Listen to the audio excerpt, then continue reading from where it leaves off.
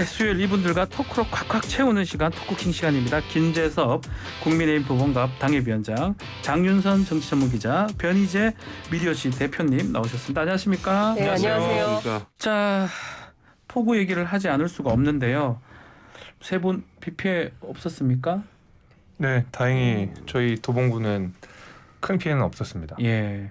동작구 같은 경우는 피해가 좀 심했더라고요. 그러니까요. 그래서 뭐 지역에 있는 지역위원장이라든지 당협위원장이라든지 그 관련된 분들은 또 신경을 많이 쓰는 것 같은데 우리 김재섭 위원장은 그래도 괜찮았다는 거네요. 그래도 어저께는 전 봤어요, SNS에. 보셨어요? 물 치우는 모습 보여주시더라고요. 네, 뭐 열심히 했습니다. 보여주기 아니죠, 그거.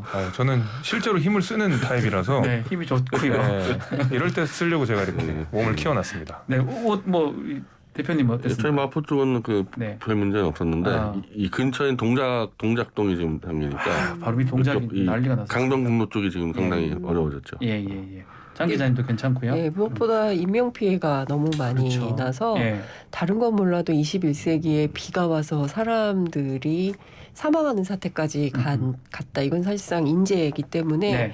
많은 사람들이 특히 이제 반지하에 계시던 분들의 안타까운 사연이 전해지면서 다시 한번 좀 대한민국의 사회가 어떠한지를 좀 들여다보는 기회가 되지 않았을까라는 생각도 좀 듭니다. 자, 이 얘기부터 시작하겠습니다. 자, 폭우가 쏟아졌고 뭐 기록적인 폭우라고 하긴 하는데 어쨌든 간에 이 컨트롤 타워 이 부분을 자꾸 얘기를 하고 있는데 총평을 좀 하죠. 뭐 다들 이제 알고 계실 것 같으니까 대통령이라든지 대통령실이 보이지 않았다. 그리고 폰트롤 타워다. 전화폰 뭐 그렇게 지적도 하고 했는데 야당에서는요. 어떻게 전반적으로 평가하는지 우리 변희재 대표님부터 얘기를 한번 들어볼까요? 결국 이게 우려했던 바가 네. 이 청와대 시스템을 그냥 무시하고 용산으로 옮기다 보니까 네. 이 출퇴근이 생겨버렸잖아요. 첫 번째가. 문제죠. 여기서 이제 문제가 됐고 윤석열 대통령 본인이 퇴근하러 가다가 우리 동네 밑에 쪽이 잠겼다. 왜냐하면 서초 아크로비스타가 높은 데가 있기 때문에 거긴 안 잠기거든요. 네. 근데 밑에서 잠기는 거를 저희가 봤다. 사실 그렇게 얘기했으면은 비상사태라는 걸 알았다면 현장을 가는 게 아니라 백을 해서 사실은 상황실로 가야 되는데 집으로 퇴근 들어갔다 그래서 이게 지금 굉장히 논란이 되고 있죠. 예. 그러니까 이제 대통령이 있는 곳이 상황실이다 이런 식으로 변명을 하는데 예.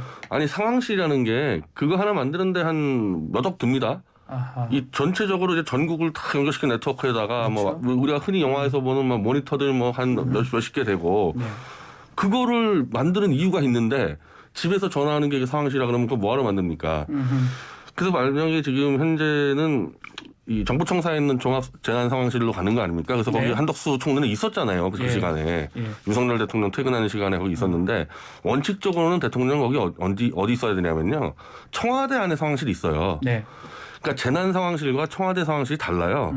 청와대 상황실은 재난만 보는 게 아니라 또 국방 안보까지 같이 보는 상황실도 있기 때문에 원래는 거기 있어야 되는데 그걸 없애놨으니까 있을 데가 없는 거야 사실은. 있을 데가 없기도 했고. 그 집에서 전화를 했다는 얘기 아닙니까? 예, 그 부분이 좀 아쉽기도 하고 국민들이 좀 믿음직스럽지 못했을 것 같기도 하고요. 제일 황당한 포인트죠. 예. 그러니까 저 앞서 말씀해 주신 대로 그 퇴근하면서 봤다는 거예요. 침수되는 상황을. 그러니까 그 아크로비스타는 언덕길에 있는데 그러니까 정확하게 워딩이 어떻게 되냐면 제가 사는 서초동 아파트도 언덕인데 1층이 침수됐더라고요. 그래서 퇴근하면서 보니까 벌써 다른 아래쪽 아파트들은 다 침수가 시작됐더라.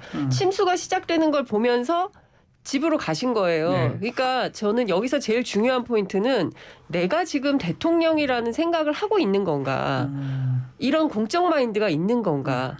대통령이라고 생각을 한다면 집에 못 가죠. 지금 국민들이 그리고 대한민국이 그리고 물에 잠기고 있는 게 실시간으로 눈에 보이는데 그 장면을 보면서 집으로 갔다 퇴근했다.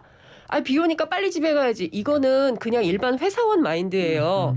그리고 집에서 전화할 거 아니에요. 빨리 집에 와 비 오니까. 이렇게 식구들이 얘기하잖아요. 네. 이거는 그냥 평범한 일반 가장의 모습이고 대통령은 국민 전체를 책임지는 그런 공인의 모습이 있어야 되는데 이번에 대통령의 모습에서는 그런 공인의 모습을 전혀 발견할 수가 없었다. 그리고 앞서 이제 말씀해 주셨는데 이제 제가 그 노무현 정부 때 위기관리센터를 직접 취재한 적이 있었는데 위기관리센터가 이제 청와대 안에 가면은 그 NSC 안에 있어요.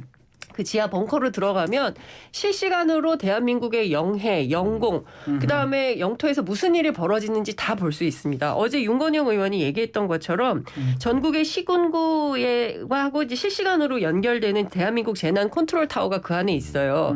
근데 용산으로 이전하면서 뭐라 그랬냐면 5월 6일에 용산 청사 안에 국가위기관리센터가 정상적인 임무 수행을 위한 모든 준비를 완료했다. 이런 얘기를 했습니다.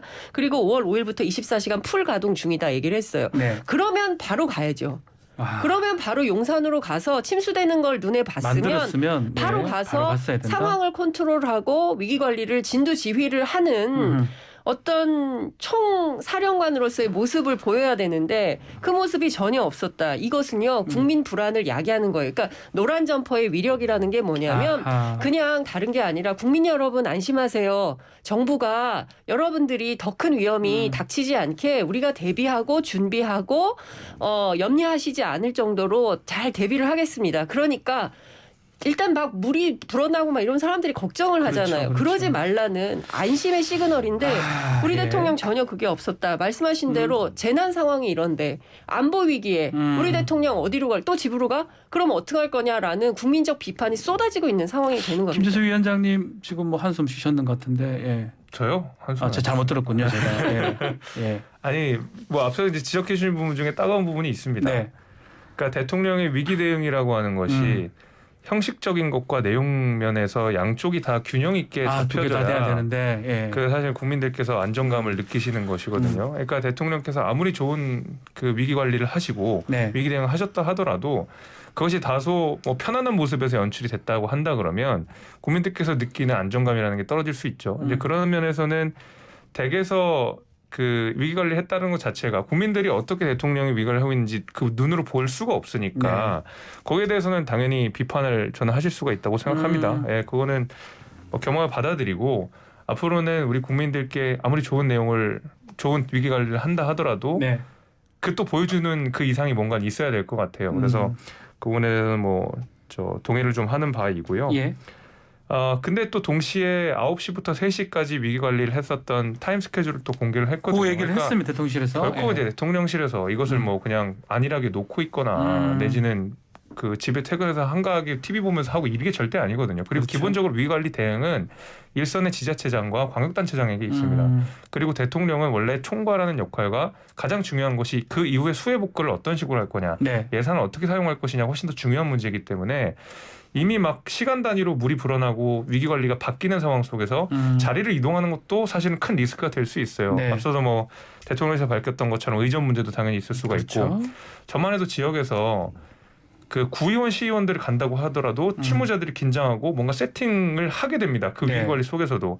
그러니까 대통령이 가면 얼마나 더 많이 그러겠어요. 이제 그런 의미에서라도 어떤 형식적인 면에서는 다소 부족한 점이 있었지만 내용적인 면을 들여다보게 되면 그래도 꼼꼼하게 챙겼다. 이렇게 말씀드리겠습니다. 알겠습니다. 지금 동시 접수가 1만 명이 훨씬 넘었습니다. 11,000명 돼서 저희 이제는 왕관을 10,000명 넘었을 때만 하려고요. 제가 처음 났을 때 1,000명이었는데. 아유, 1,000명 정도면 맨날 넘는데 그걸 계속 쓸 수도 없고 의미 있는 날 써야 되기 때문에 하여튼 우리 수요일 토크킹 코너가 인기가 좋습니다. 세 분이 인기가 좋아서 항상 10,000명이 넘는데 또 보이는 라디오도 많이 좀 봐주시기를 바라겠습니다. 제가 이 얘기를 네. 꼭 좀 해야 될 것 같은데 대통령실의 그 설명이 그러니까 일종의 이제 대통령을 보호하고 그리고 대통령께서 지금 움직이고 계시다라는 그리고 이제 야당에 반박하는 용어로 무슨 얘기를 했냐면 수도권 행정기관 출근 시간을 11시로 조정했다. 이것은 민간에도 영향을 주기 위한 조치였다. 이런 얘기를 하는데요.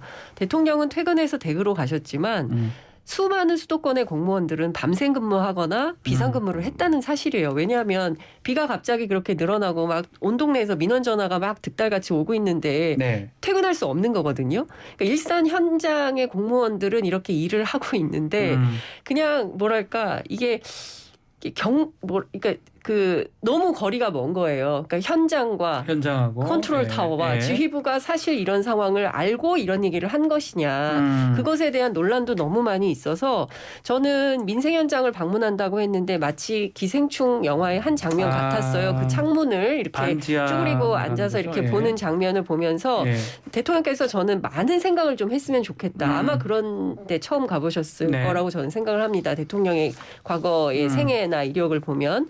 근데 근데 그 현장에서 보면 대한민국의 심각한 주거 빈곤 문제와 이 심각한 양극화 문제에 대해서 경제 불평등의 문제에 대해서 누구보다 대통령이 좀 직접 보고 봤으니까 좀 현장에 그런 그 정말 속상하고 서글프고 어려운 이런 그 서민들의 삶을 챙기는 대통령이 좀 됐으면 좋겠다 이런 당부 말씀도 좀 드리고 싶네요. 네, 알겠습니다. 변 대표님. 지금 이 사안에 대해서 아마 박 대통령 지지자들은 사실 그걸 떠올릴 수밖에 없을 박 전 텐데 대통령이요? 네, 박근혜 대통령은 세월호 7시간 가지고 그래요? 실제로 탄핵 사유로 됐었고 이게 검찰 수사까지 들어갔었는데 네, 박 대통령은 그 당시 청와대 안에 있었을 때예요. 맞습니다. 예. 있어서 결국 헌재에다가 7시간 동안 분단위로 뭐 했는지를 다 제출했어요. 근데 윤석열 대통령은 퇴근을 하면서 분명히 침수가 된다는 걸 확인했는데 퇴근 때부터 9시까지 그러니까 9시부터 보고받았다는 겁니다. 예.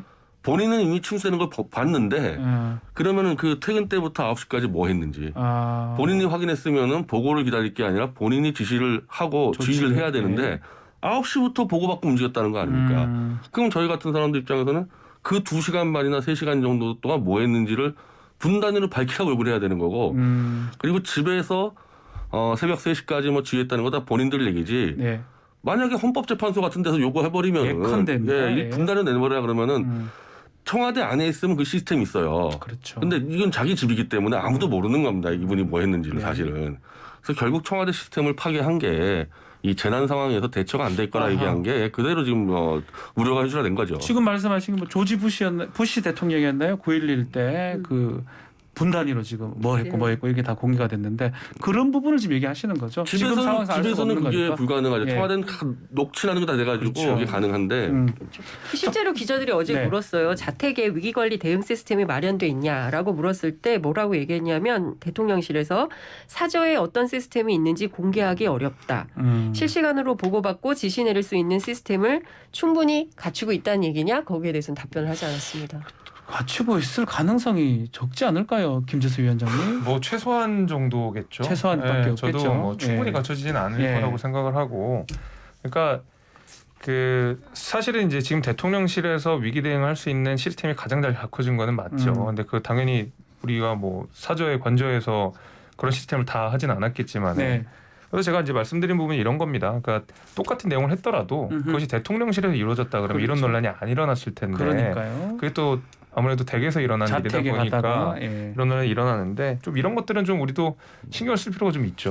예. 자, 윤석열 대통령 좀 복귀하면서 뭔가 그 태도라든지 또 박순애 장관 경질 뭐 사퇴를 하긴 했지만 하면서 아마 반전을 좀 깼을 것 같은데 제 대응으로 좀 발목이 잡히고 특히 그 좀 전에 얘기했습니다. 신림동에 그 침수 피해 현장 방문한 거 이걸로 또 민심이 안 좋아하실 것 같기도 해요. 지금 그 저쪽 뭐 누추한 것 방문했니만 네. 논쟁이 또 시작이 돼서 네. 사실은 지금 국민의 민심이 전반적으로 지금 정부에 대한 불신이 좀 높은 상태 아닙니까? 네. 그러니까 뭐 조금 잘못해도 좀 폭발하는 부분이 있는데 어쨌든 애써서 좀 어려운 데 가서 살펴본 거는 좋은 행동이지만 네. 거기서 또 이제 그 측근이 또 말 잘못해서 아하. 대통령이 누추한 곳에 마치 행차한 듯이 이게 또 민심에 불을 지르고 있는 거죠. 예. 민심하고 조금 달리 좀 뭔가 반전을 기하고 이제 더 떨어지지 않게 반등하기라고 하는데 또 이렇게 상황이 지금 발생하는 것 같아요. 그렇죠. 그러니까 지금 보면 그 얘기를 저희가 예전부터 했었던 것 네. 같습니다. 추석 때까지 반등할 만한 특별한 변수가 없다. 이제 이런 얘기를 했었는데 아니나 다를까 박순애 장관의 문제가 터졌고 네. 결국에는 이제 낙마하는 것으로 이제 결론이 됐지만 사퇴하는 것으로 결론이 났지만 그 후폭풍은 여전히 있는 것이고 어제 이제 국회에 출석한 이제 교육부 차관이 결국 이거 더 이상 진행할 수 없다라는 입장을 공식화했습니다. 그러니까 만 5세 취약 연령 인하는 이제 없던 정책이 돼버린 거예요. 근데 거기에다가 이제 정책 혼선은 뭐 이게 한두 번이 아니죠. 그리고 지난번에 주 52시간 노동시간 문제도 있었고 그리고 또 이번에 이렇고 또 사실상 이 재난은 국민들이 그러니까 어떤 그 정치적인 것보다 제일 심각하게 피부로 와닿는 게 재난 이슈인데 네. 그것에 대해서 대통령이 보여준 태도 그러니까 국민을 바라보는 이 태도가 이게 과연 대통령으로서 올바른 태도였냐라는 비판과 지적이 있는 것인데 맞다 우리는 열심히 했다라고 대통령실에서 계속 얘기를 하면 결국에는 저는 제일 중요한 게 수도권 민심에서 더 빠질 가능성이 있다. 특히 이제 거의 블록버스터 재난 영화 같았잖아요. 막 그 침수된 차량이 도로 한복판에 있고 어제 오후까지 그 차량이 치워지지 않아서 도로 교통이 굉장히 심각했던 것으로 알고 있는데 이런 상황이 계속 가면 일단 출퇴근하는 서울 시내 출퇴근하는 직장인들 수도권을 왔다 갔다 하는 직장인들이 좋은 점수를 줄 수 있을까요? 저는 아니라고 봅니다. 자, 오세훈 시장 얘기도 좀 해보죠. 오세훈 시장의 정치력도 시험대에 좀 올랐다고 봐야 되는데 지난해 폭설 때도 그렇고요. 이번에도 그렇고 제 대응이 부족하다. 특히 과거 시장 시절 때 그 별명이 있었어요. 네. 그 별명이 좀 소환됐습니다. 오세희돈이라는 별명 소환되고 또 이 치수 예산을 좀 깎는다 보니까 869억 원인가요? 그러다 보니까 비판의 목소리가 많은 것 같아요. 김재섭 위원장님부터 얘기 한번 들어볼까요? 네, 뭐 앞서서 대통령을 비판했던 포인트랑 네. 오세훈 시장을 비판했던 포인트는 좀 다르고 네. 오세훈 시장에 대한 비판은 사실은 좀 터무니없다고 생각합니다. 터무니없다. 예. 왜냐하면 그 예산 문제, 예산 삭감 얘기를 계속했는데 아니 오세훈 시장의 위기 대응 능력을 비판하고 예산 삭감에 대해서 비판하려고 그러면 당시에 압도적인 다수석을 아하. 차지하고 있던 민주당 시의원들이 예. 그 예산에서 비판을 하고 예산을 왜 요거밖에 안 했냐는 막으면 되는 얘기했는데 거죠. 막으면. 네. 근데 예산을 더 깎았어요. 그거보다 200 제가 알고 한 248억인가를 더 깎아버렸거든요. 네. 그러고 나서 민주당이 오세훈 시장에 대해 비판을 하는 것은 사실 어불성설이고요. 2011년부터 당시 과거에 오세훈 시장이 과거의 시장이었을 때부터 네. 이미 이런 그 방수 대책들, 방제 대책들을 충분히 다 마련을 하라고 지시를 하고 10년 동안 꾸준하게 이뤄져 왔습니다. 중간에 이제 박원순 시장 때 좌절된 부분도 분명히 있고요. 이렇기 때문에 지금 오세훈 시장이 지금 뭐 예산 삭감을 했다, 내지는 뭐 방제를 제대로 안 했다라고 하는 것은 뭐 애초에 사실관계와 다른 비판입니다. 것이다? 예. 알겠습니다. 변 대표님 얘기 듣고 우리 장 기자님 얘기 듣겠습니다. 근데 이게 어쨌든 오세훈 시장이 어떻게 보면 연차는 얼마 안 됐는데 예. 네, 서울시장을 재선을 했었고 예. 지난 보궐선거 때 당선되고 또다시 연임을 된 어떻게 보면 지금 사선 시장이기 때문에 사선자고 있어요. 저는 이게 자잘하게 예산을 깎았냐 안 깎았냐 사실 이런 문제보다도 포괄적인 책임이 있죠. 아. 네, 포괄적으로. 서울시에서 가장 오랫동안 행정을 해왔고 현직이면서 재선 이게 두 번째 재선 아닙니까? 그렇죠. 그래서 거기에 대한 이제 비판은 본인이 감수하고 예, 본인이 정책 책임을 질 수 있어야 되겠죠. 정치적 책임을 져야 될 것 같다. 그러니까 예. 올해 서울시 수해방지 치수 예산이 작년에 비해서 896억 원이 줄어들었어요. 이게 2012년 이후 제일 작은 규모거든요. 근데 지금 지적하는 핵심은 이거인 것 같습니다. 그러니까 재난 대비의 핵심이 사실은 예산과 인사인데 둘 다 구멍이 났다는 거죠. 인사도 지금 없다고. 그렇죠. 그러니까 뭐냐면 이제 3급 이상의 간부 인사가 19일 날 하기로 예정이 돼 있는데 지금 보면 서울시 중대재해안전관리 전담하는 안전총괄실장 국장이 둘 다 공석이라는 거죠. 네. 근데 지금 제가 보기에 이제 물론 박원순 시장 그다음에 이제 민주당 중심의 서울 시의원들이 예산을 삭감했으니 박원순 시장과 그 민주당 시의원들이 문제다라고 이제 국민의힘과 이제 네. 정부에서는 그 서울시에서는 이제 이렇게 비판을 합니다. 근데 이제 이게 보니까 그 어느 정도를 견딜 수 있는지, 그러니까 비가 85mm 이상 와도 견딜 수 있는지, 100mm 이상, 뭐 200mm 이상, 300mm 이상. 근데 이번에는 115년 만에 기록적 폭우였기 때문에 다 감당이 안 되는 수준으로 비가 와버려서 이 시설이 설치된 시설이 무의미해진 이런 상황이 돼서 더 큰 혼란이 생기는 건데요. 근데 30년 주기로 비가 많이 온다는 그렇죠. 거예요. 네. 그래서 그거를 자기 임기가 아니면 피해 가려고 했었던 건 아니냐라는 되겠죠. 얘기들도 네. 나오는데요. 네. 저는 차제에 누구 탓을 할 것이 아니라 이렇게 기후재난 위기가 사실 우리는 서울이나 중부권에서는 비폭탄이 내려서 심각하지만 지금 아래쪽은 가뭄 때문에 가뭄입니다. 열대야 네. 때문에 또 고생하고 계시잖아요.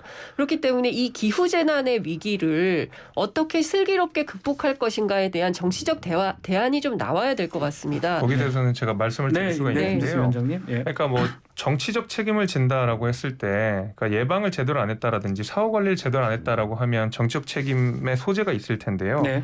아까 말씀드렸듯이 오세훈 시장이 2011년에 그 당시 이제 우면산 사태 이후에 긴급 그 수방 대책을 마련하게 됩니다. 그 이후에 10년 동안 여러 가지 이제 예산들을 마련하면서 그 당시에 큰 계획들을 다 잡아놨고 10년 동안 서울시의 수방 대책으로 33조가 쓰이거든요. 그 중에서 총 사업의 45개 중에 40개가 완료가 됩니다. 네. 그건 물론 박원순 시장도 그 안에서 추진을 하신 부분이 분명히 있겠죠. 그걸로도 부족해서 이번에 취임 직후 8기 이후에 292억을 긴급 추가 편성을 또 했었고요.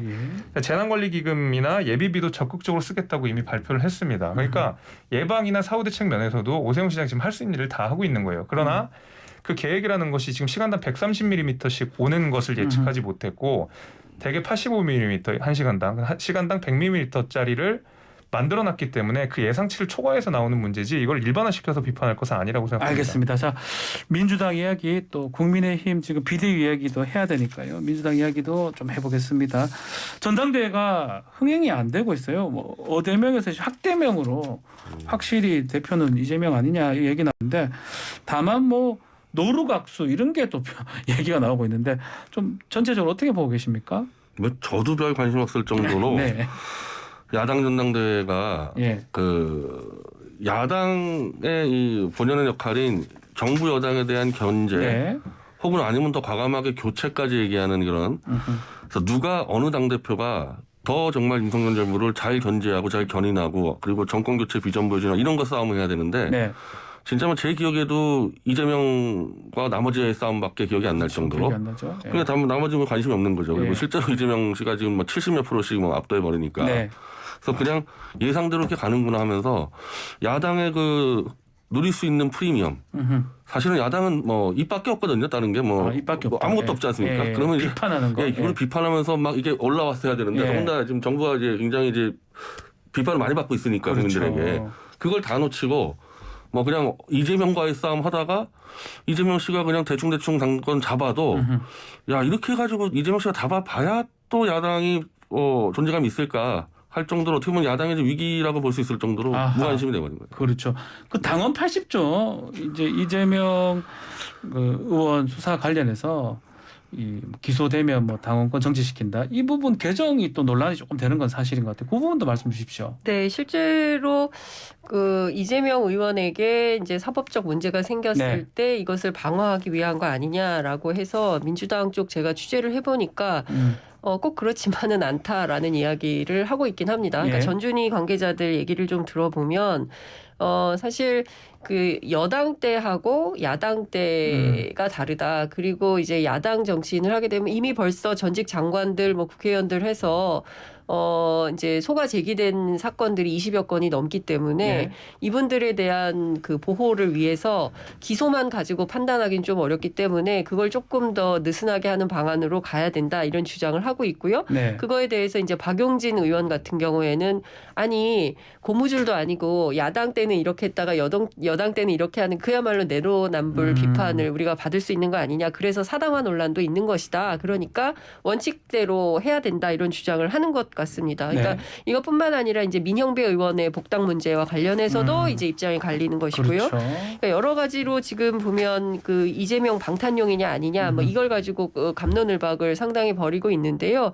어찌됐든 그 민주당 내부의 전반적인 흐름은 윤석열 정부에 대한 대투쟁 방향이라고 해야 될까요? 어쨌든 전선을 좀 만들면서 야당으로서의 그 방어를 할 수 있는 기제들을 만들어가는 방식으로 전열 준비를 하고 있는 것 이런 것은 이제 확인이 좀 됩니다. 근데 그 네. 당원 80조 관련돼서는 다들 이제 이재명 의원의 방탄용이 아니라 실제로 이제 개정의 필요성이 있다. 네. 대의 명분들을 자꾸 내세우시는데 네.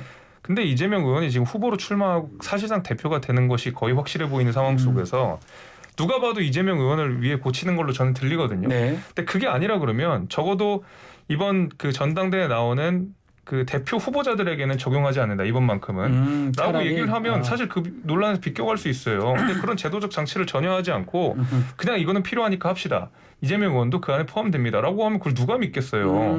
저는 이 당원 80조를 계속 개정하자고 하는 요청들이 이재명 의원 지지자들 사이에서 나오는 것은 네. 이재명 의원을 지지하시는 분들 역시도 그 머릿속에 그 저변에 이재명 의원의 사법 리스크가 심각하다는 것을 알고 있기 때문에 거기서 나온 위기의식이나 불안감이라고 저는 생각합니다. 지금 말했던 사법 리스크 지금 가장 눈에 띄는 거는 경찰에서 법인카드 수사 그 부분이거든요. 지금 김혜경 씨 출석 요구를 했다고 하는데 이재명 의원 측에서는 수사에 적극 협조하겠다라고 얘기를 지금 했습니다. 사실 근데 그게 제일 빨리 진행된다는 거지 네. 그것만 있는 게 더 아니고 있죠, 더 있죠. 성남 예. FC 문제부터 예. 해서 지금 뭐 변호사nap부터 뭐 줄줄이 네. 있어서 예. 사법 리스크는 분명히 존재하는 아하. 상황이고 예. 그 사법 리스크가 실제로 이재명 씨가 범죄에 연루가 되든 안 되든 이걸로 인해서 저는 오히려 반대로 과연 이렇게 사법 리스크가 많은 상황에서 이재명 씨가 당대표가 된다 한들 선명한 야당 투쟁으로서의 리더가 될 수 있겠나. 오히려 그게 좀 더 우려스러운 측면이 있죠. 그렇죠. 그래서 예전에 그 홍준표 대표도 네. 사실은 뭐 그런 게 걸려가지고 야당 대표할 때 제대로 못 싸웠다 평가를 하는 게 있었거든요. 아하, 옛날 야당 대표할 때 지도부가 사퇴하는 바람에 해체돼 버렸어요. 네, 그때 그래서 뭐 있었고 그리고 사실 홍준표 대표가 지금 비슷한데 그 당시에 그 국민의힘에도 조항도 무슨 정치자금법으로 기소되면은 무조건 이게 당 대표 네. 안 되는 게 있었는데 예. 그거를 무마시켜서 나왔단 말이에요. 근데 실제로 당 대표 했을 때 제대로 일을 못했다는 평가가 있으니까 네.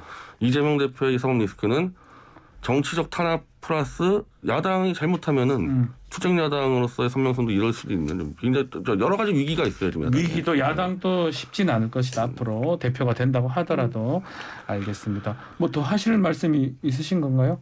안 그러면 국민의힘 얘기를 하고 마무리를 좀 해야 될 것 같아요. 비대위 출범을 했습니다. 네. 자, 우선에 주호영 의원이 이제 선출이 된 추대가 됐다고 봐야 되겠죠. 어떤 네. 역할을 할지. 그리고 또 이석 대표가 13일 기자회견 또 예고했는데 어떻게 될지 우리 김재섭 위원장님부터 얘기를 한번 들어보겠습니다.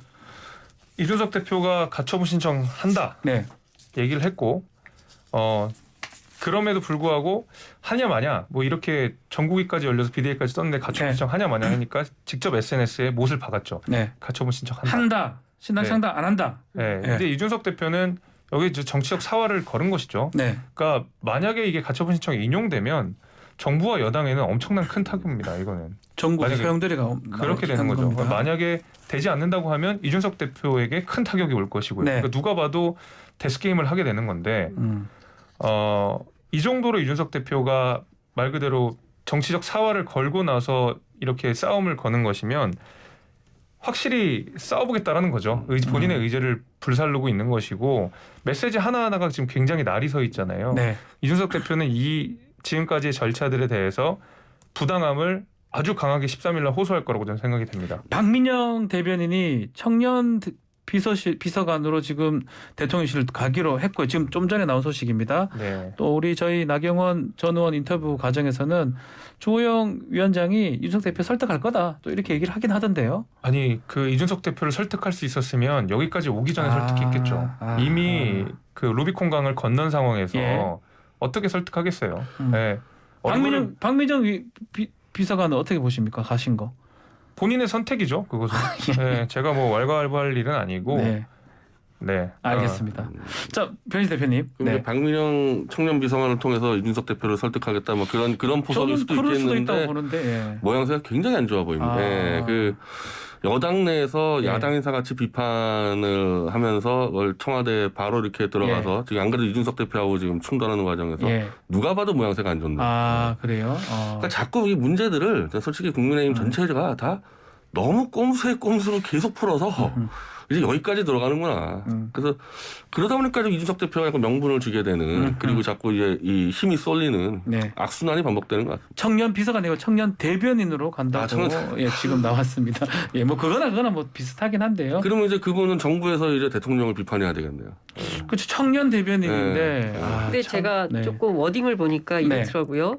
누구도 대통령에게 쓴소리하지 못할 때 가장 먼저 포문을 열었던 저를 포용해 주신 대통령의 넓은 품과 변화의 의지를 믿고 쓴소리를 아끼지 않겠다. 저는 이게 청년 대변인으로서 그동안 박민영 대변인이 보여줬던 모습보다 대단히 어울리지 않는 모습이다라는 생각이 좀 들고요. 이제 국민들이 생각하는 청년 정치인에 대한 기계가 있습니다. 물론 지금 이준석 대표가 사실 그 기대를 품고 그 30대 젊은 그 무선의 영선 의원, 영선 출신의 당대표가 될 수 있었던 것은 새로운 보수 정치를 좀 해봐라 이런 거였는데 어찌됐든 성상납 의혹이라는 좀 정말 그 전대미문의 이런 사건에 휘말려서 이런 상황까지 오게 된 것을 국민들이 다 보고 있거든요. 그리고 청년 정치인들이 해줘야 되는 몫이 있다고 생각하는데 이런 태도로는 사실상 기대하기 어렵다라는 생각을 하게 되는 것이고요. 결국에는 그 윤석열 대통령과 소위 윤핵관이라고 하는 그리고 지금 주호영 비대위가 출범을 하고 나는 윤핵관이 아니다. 그리고 비대위원들 중에 윤핵관은 들어올 수 없을 것이다 라고 이야기를 하고 있지만 뒤에서는 실제로 윤핵관들이 다 움직이고 있을 것이다 라는 얘기를 벌써 정치권에서 하고 있습니다. 예. 그렇기 때문에 소위 주호영 비대위에 어떤 자율성이 있겠냐라는 얘기도 나오고 있는 것이거든요. 그렇기 때문에 결국에는 정당이 그 여당인 국민의힘이 윤석열 대통령과 보조를 맞춘다는 차원에서 결국에는 당이 정부의 어떤 예전에 그런 얘기 많이 했었어요. 여당이 청와대 출장소냐 이런 얘기를 했는데 결국에는 국민의힘이 용산의 출장소가 되지 않기 위해서는 내부에서 어떤 극렬한 토론 같은 게 좀 있어야 돼. 이번에 사실 민주주의 절차를 지켰다고 볼 수 있는 것들이 하나도 없잖아요. 어찌됐든 그렇죠. 이제 당원 당규를 다 바꾸고 뭐 이렇게 하게 했고 법률적 리스크를 없애기 위한 최소한의 노력은 했지만 국민들 누가 보더라도 너무 이상한 행동들이 많았던 것이거든요. 근데 실제로 지금 보면 100%로 다 우리가 뭐 통과시켰다 이런 얘기를 하고 있습니다. 네. 이견이 없는 거거든요. 과연 국민의힘 안에 민주주의가 작동되고 있는 것인지 민주정당의 질서를 갖고 있는 정당인지에 대해서 의문을 품게 합니다. 자, 김재수 위원장님 얘기 들으면 이제 마무리를 지어야 될 것 같습니다. 지금 절차적 정당성이라든지 이런 부분을 좀 많은 분들이 얘기를 하고 있거든요. 그러니까 뭐 이런 거죠. 그러니까 사실은 이제 전국위를 거쳐서 네. 지금 이준석 대표를 사실상 탄핵한 이 과정을 네. 이 여기서 나오는 절차적 하자를 뭐 치유를 하는 거죠. 전국이라고 하는 것이 전국위를 통해서 치유한 전국에 것이다. 있는 당원들의 네. 의사를 물어서 하는 것인데, 근데 이것은 저는 뭐 치유라고 하는 표현을 썼으니까 굳이 비유를 하자면, 그러니까 큰 뭐 뼈가 부러졌는데 그걸 좀 고쳐보겠다고 우리가 밴드를 하나 붙여놓은 셈이라고 생각해요. 무슨 말인지 알겠습니다. 겉으로는 고쳐진 것 같지만 그 안은 썩어 들어갈 거거든요. 네. 저는 그렇게 봅니다. 알겠습니다. 자, 당직자로서 그 말씀을 하셨습니다. 자, 오늘 또 토크킹 시간이 다 됐습니다. 여기서 마무리를 좀 해야 될 것 같습니다. 지금까지 변희재 미디어워치 대표, 장윤선 정치전문기자, 김재섭 당협위원장 함께했습니다. 감사합니다. 감사합니다.